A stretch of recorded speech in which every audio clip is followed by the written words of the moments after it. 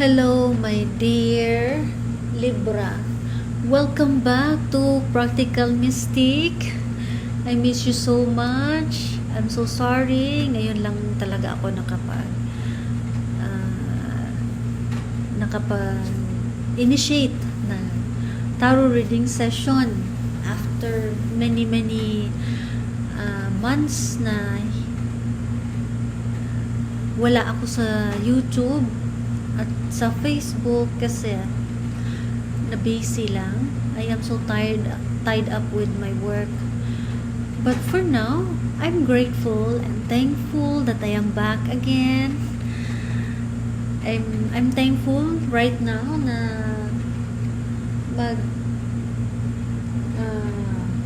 tarot reading session ako para sa iyo, my dear Libra. Alamin natin kung ano ang kabuuang enerhiya na dapat mo malaman para sa buwan ng Marso. So, let's dive in. Itong lahat ang mga cards para sa iyo, my dear Libra. Ang unang card na lumabas ay ang Seven of Wands. This is creative energy in the element of fire.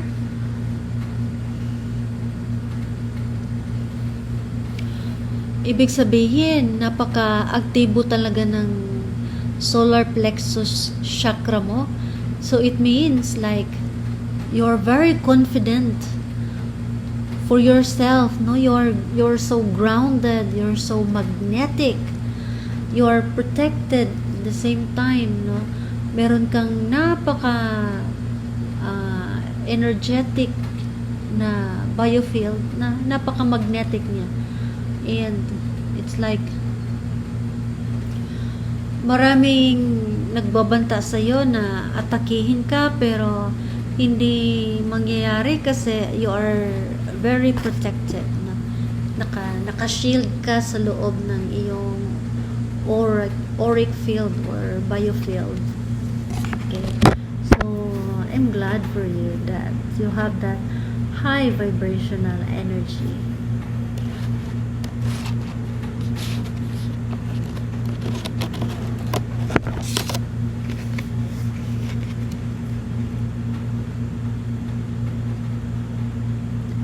Ang pangalawang card mula sa Lightseer Tarot deck ay The Devil in Reverse. Inaanyayahan ka ng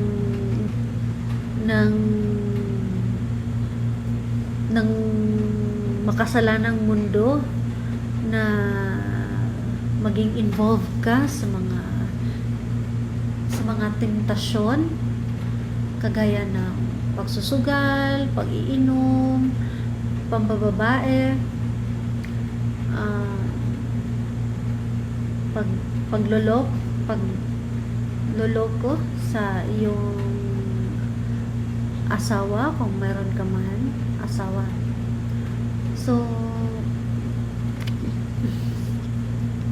hindi nangyari kasi you are protected.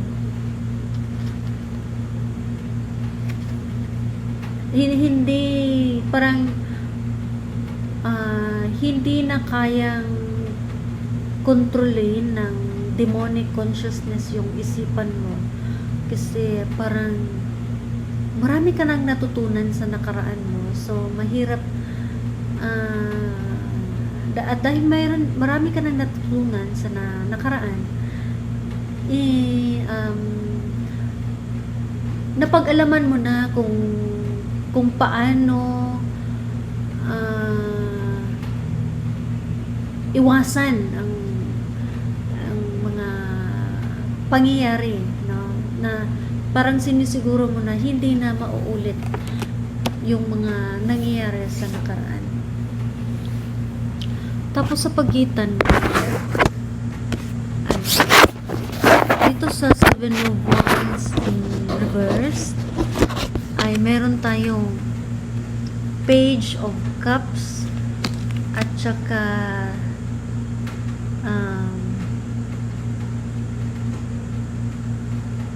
Three of Pentacles, no? Three of Pentacles. Itong Page of Cups, this is emotional energy in the element of water.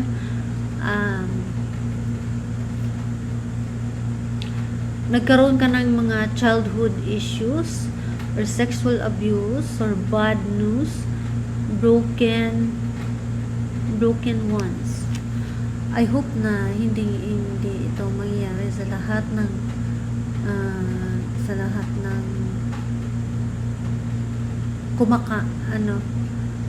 lahat ng tao.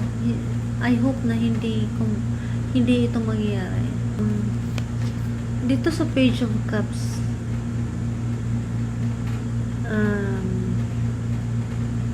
parang seryosong usapan ito. Parang, kung meron mang paparating na lalaki. Tapos dito sa Three of Pentacles, sinasabi dito na magkakaroon ka ng kapaki-pakinabang na alyansa sa ibang tao. Magkakaroon kayo ng lipunan or magsasama kayo na marami talaga natutunan sa paaralan.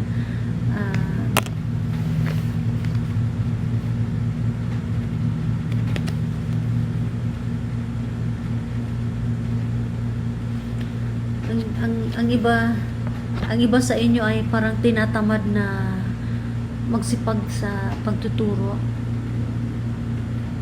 Ganun ba?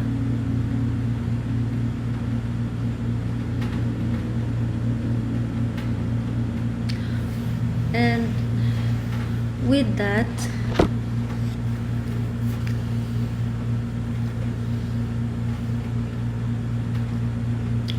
dito sa the devil,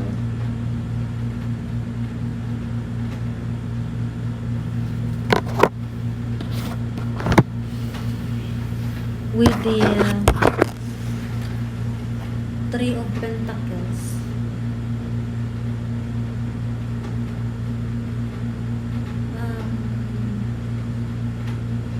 hindi nangyari na-try mo na yung pagkakaroon ng pakikipag-alyansa sa ibang tao, pero hindi siya nagtagal, or maaring hindi lang talaga nagtagumpay kasi may mga impedimento na nangyayari. Okay, so kung meron tayong Three of Pentacles, meron din tayong Three of Page of Pentacles, na ibig sabihin na magkakaroon ka ng magandang balita.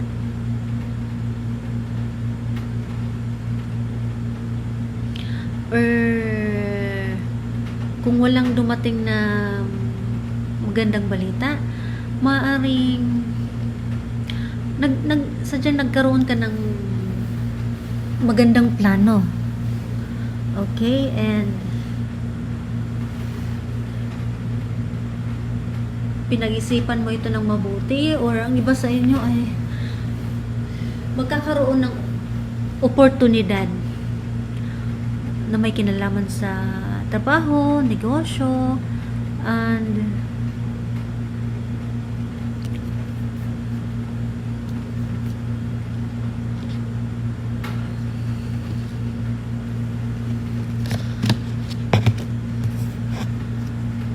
next ay the High Priestess in reverse. Ibig sabihin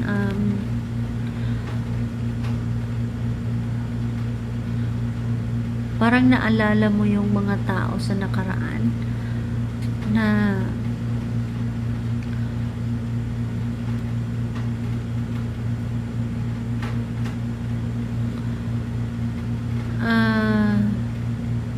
hindi balanse yung third eye chakra mo. So, nangyayari ay hindi madali sa iyo ang pag-manifest ng mga bagay na inaasam mo. At Tsaka, um, dahil hindi active yung third eye chakra mo, parang, nagkaroon ka ng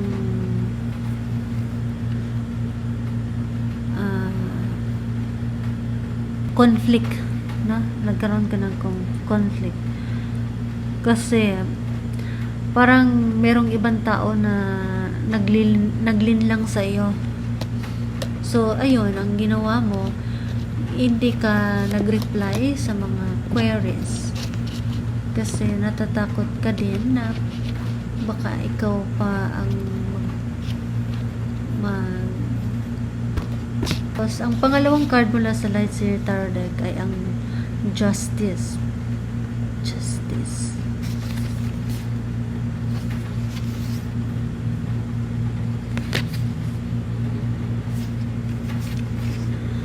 Dito sa Justice is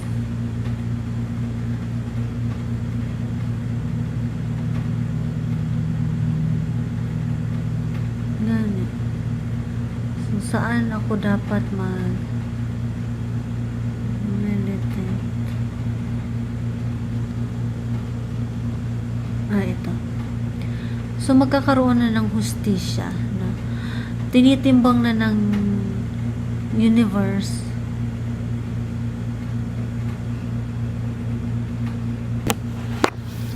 with that justice. Nakamit mo na yung katarungan.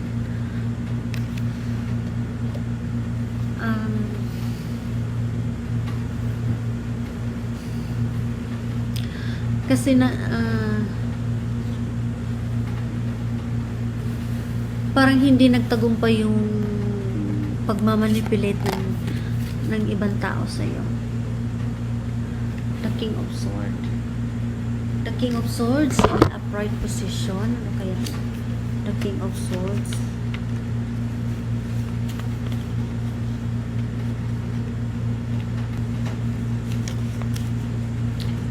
The King of Swords represents positive intellect. We'll find it again.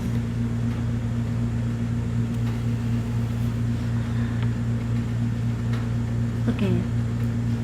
The King of Swords. King of Swords na positive. Intellect, charisma, and authority are sharp skills. You know how to wield every day effectively. Very effectively. This decrease the influence of emotion and do not become a tyrant. Your noble nature ensures success, alliance, positive changes, and vital dynamics. Refrain from using any kind of force or violence. Let others do the actual fighting. So, ikaw, kasi ang King of Sword, ito ay intellectual energy in the element of air. Ibig sabihin, ikaw ay positibo, very optimistic ka, tapos meron kang charisma, no? And mabilis kang mag-isip, kaya nga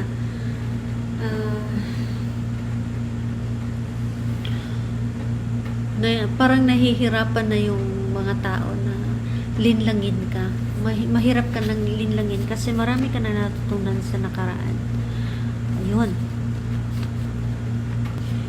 And with that,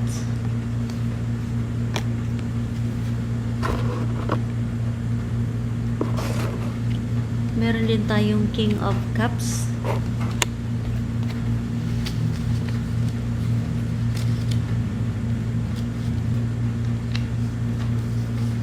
King of Cups means you are the master of creating good feelings and controlling emotional energies. How can you use them to benefit yourself and others? The possibilities are truly endless. You can be understanding, generous, compassionate, so do not work from yourself, but recognize that everyone is able to understand and accept love and kindness.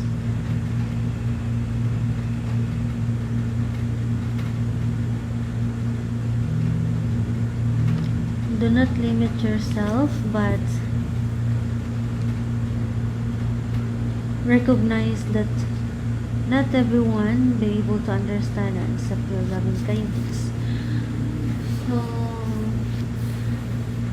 kahit gaano pa kabuti, kahit gaano pa tayo ka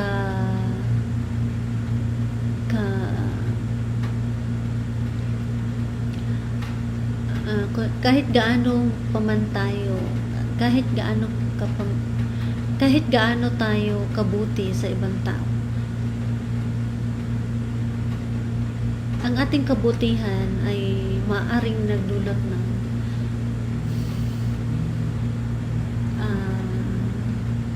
kasaganahan or kabutihan din ang naibalik na universe sa iyo, or maaaring ito ay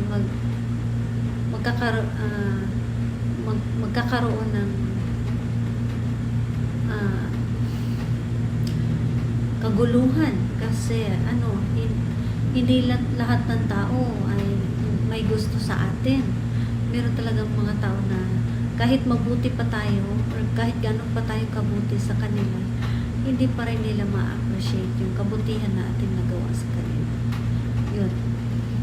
And with that, dito sa Powerful Thought cards with Louise Hay, ibig sabihin na nakasaad dito na everything I touch is a success. Ibig sabihin kung ano man yung ginawa natin, magiging successful din siya balang araw. I now establish a new awareness of success, and I know I can be as successful as I make up my mind to be. I move into the winning circle. Golden opportunities are everywhere. For me, prosperity of every kind is a dream to me. So, kung ano man yung ginawa natin or gagawin pala, maniwala ka sa sarili mo, magiging successful ka din sa iyong mga ginagawa. And here, I now go beyond other people's fears and limitation. Marami ka na natutunan sa nakaraan. So, parang mainam ito na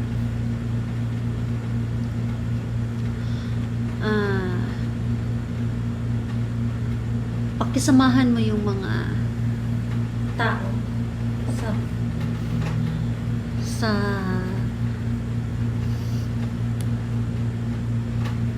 sa iyong paligid. It is my mind that creates my experiences. I am unlimited in my own ability to create the good in my life. Ibig sabihin, ikaw mismo ang gumagawa ng iyong realidad. Kung ikaw ay mabuti sa ibang tao, kabutihan din ang matatanggap mo mula sa universe. Anong ginawa natin, pabalik din sa atin kasi karma is real, no? Karma spares no one. So, ibig sabihin, kung magiging masama tayo sa ibang tao, kasamaan din ang matatanggap natin mula sa universe. Yun ay bunga ng ating realidad, no? And here we have the planets. At ang planeta ay Saturn. Ang mensahe sa yung kaluluwa ay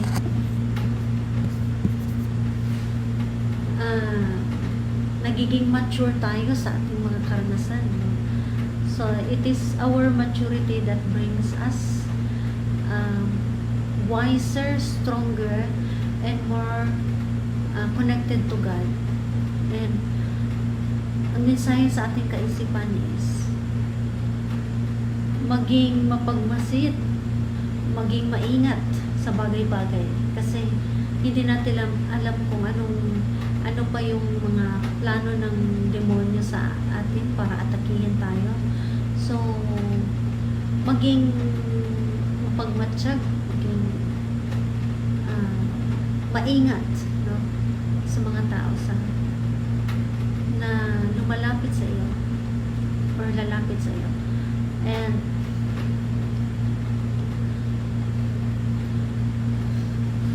be strong.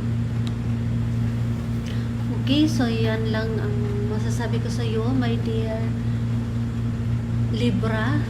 I hope na may particular na mensahe na nag-resonate sa iyo. So see you in the next meeting. Goodbye for now.